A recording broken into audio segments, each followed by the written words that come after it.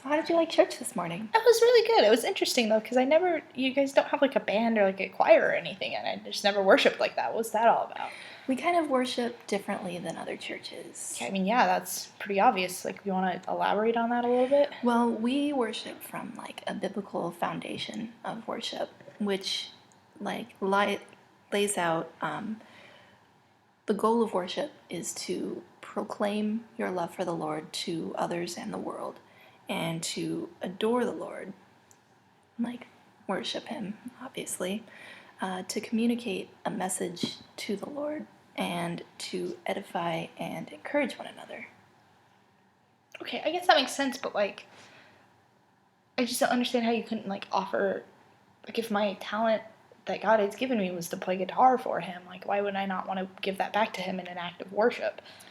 Well, God didn't explicitly tell us to worship Him through instruments in the Bible, and people in the past have worshipped Him in ways that He didn't exactly tell them to, like Nadab and Abihu, and look up Leviticus 10:1.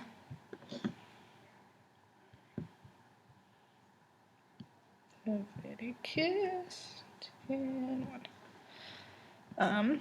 Aaron's sons, Nahab and Abihu, took their censers, put fire in them, and added incense, and they offered unauthorized fire before the Lord, contrary to His command. So fire came out from the presence of the Lord and consumed them, and they died before the Lord. Yeah, I guess it's kind of a big deal. If you do it wrong, you die. But, like, that doesn't happen now, and, like, I don't know, it just doesn't seem like a really big deal. I mean, it is, though. We are required to worship Him as He commanded us to, and He did not command us to through instrumental music. I mean, I've seen people in the Bible use instruments before. Like, David plays the harp, and, like, all the Psalms talk about bands they have. That was all in the Old Testament. That was the same. Well, in the Old Testament, they also worshiped through like animal sacrifice and sprinkling blood on the altars, but that all passed away with the Old Covenant when Jesus came. I mean, I guess that makes sense, but actually, and if you could look up John 4:23 for me, it explains it a little better.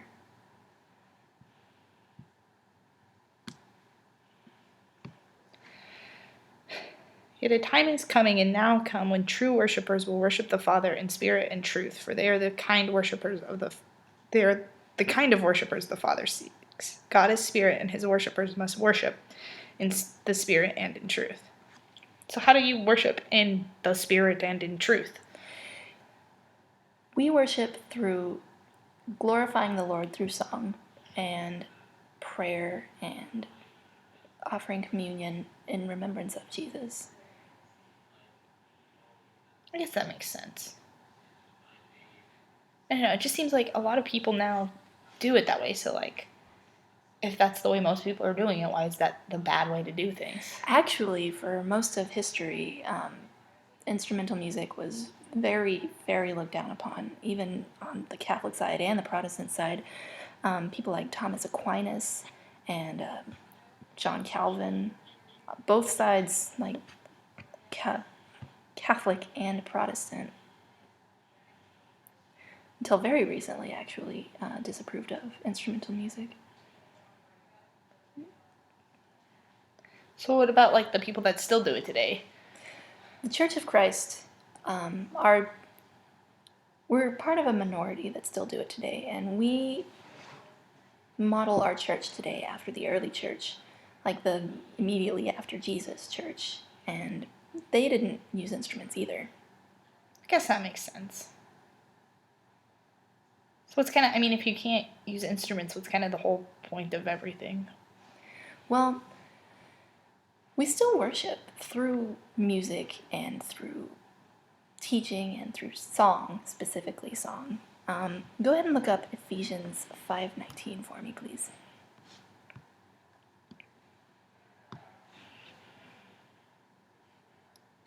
Speaking to one another with psalms, hymns, and songs from the Spirit, sing and make music from your heart to the Lord, always giving thanks to God the Father for everything in the name of our Lord Jesus Christ. And that is how we have been commanded to worship the Lord. I guess speaking in psalms, hymns, and songs from the Spirit. And you sing and make music from your heart.